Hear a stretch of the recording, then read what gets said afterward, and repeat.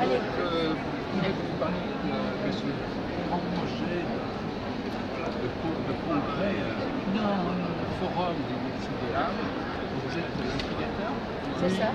Oui, c'est une idée qui est venue il y a 2 ans, d'associer le mot médecine avec le mot âme. Parce que D'accord, vous avez le sens des formules. oui, parce que tout le monde parle de médecine corps, esprit, mais personne ne parle de l'âme, comme si l'âme ne pouvait pas être une partie qui nécessite de soins. Et pour nous, notre pratique de la médecine symbolique, ça nous montre plutôt que les désordres psychiques et les désordres physiques seraient, c'est une hypothèse à vérifier, mais seraient issus d'un mécontentement de l'âme qui ne peut pas se réaliser.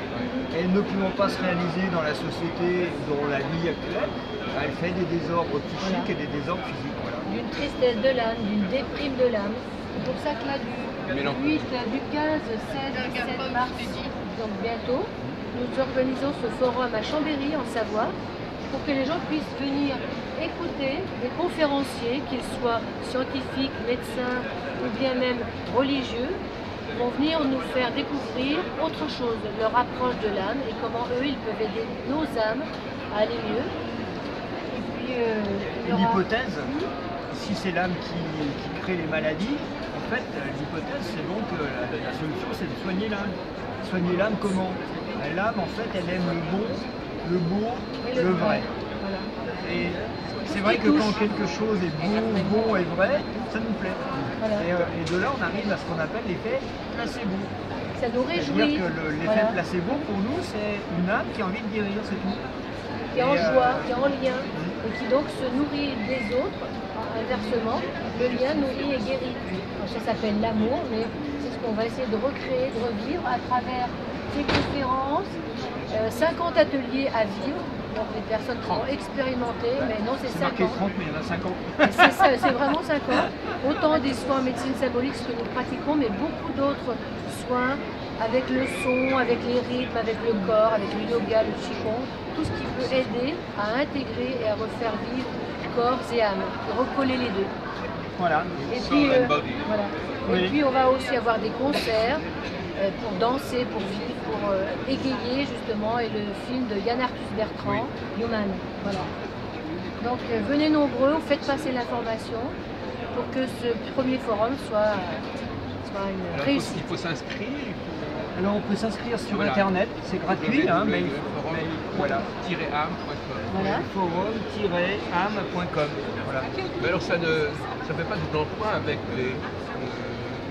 par exemple, les gens qui sont ici, est-ce qu'ils sont dans la même démarche globalement? Ou est-ce que vous apportez un autre voie? Alors, on peut dire qu'effectivement, les gens qui sont ici dans un salon au bien-être, médecine douce, on a tous un peu ce truc-là, parce que quelque part, on essaye de toucher l'humain. Oui.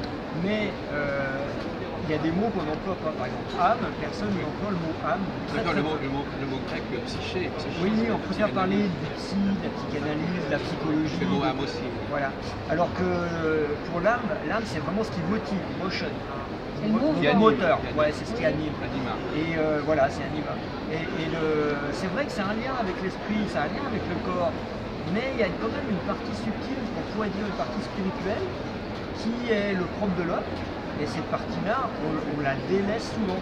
Par exemple, souvent, on considère que le corps c'est une machine et qu'il faut remettre la machine en marche, comme si la machine tombait en panne toute seule. Ouais. Elle ne tombe pas en panne toute seule. Elle tombe en panne parce qu'il y a des... On est dans la psychosomatique.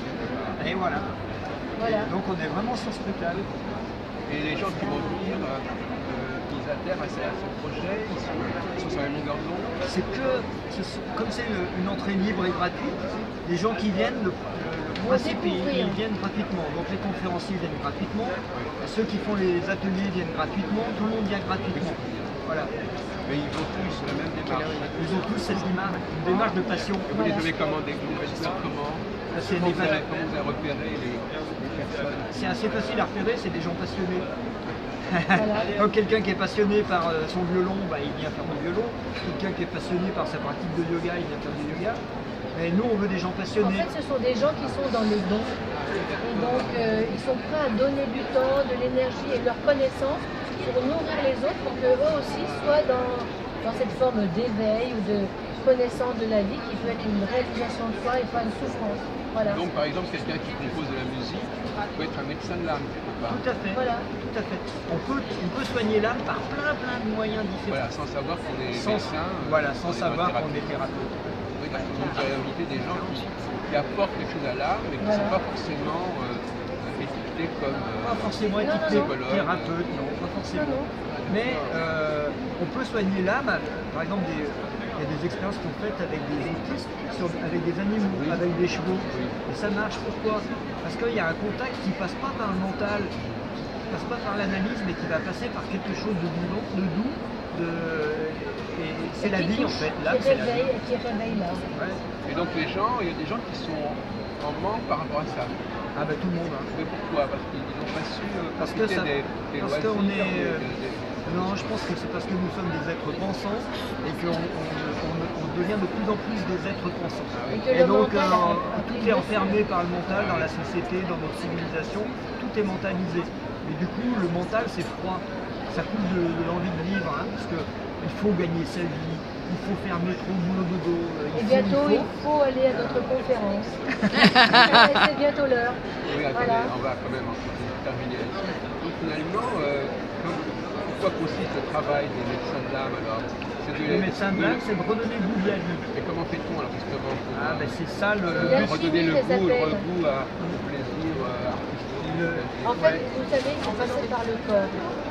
Et quand on n'est pas dans le corps, on n'est pas dans l'âme et dans la vie, il faut passer par la base. Et les anciens le savaient bien, quand le corps va, tout va. Mais quand le corps va mal, on est préoccupé dans la tête, on a des peurs, il faut vraiment repasser par notre base, les pieds sur terre.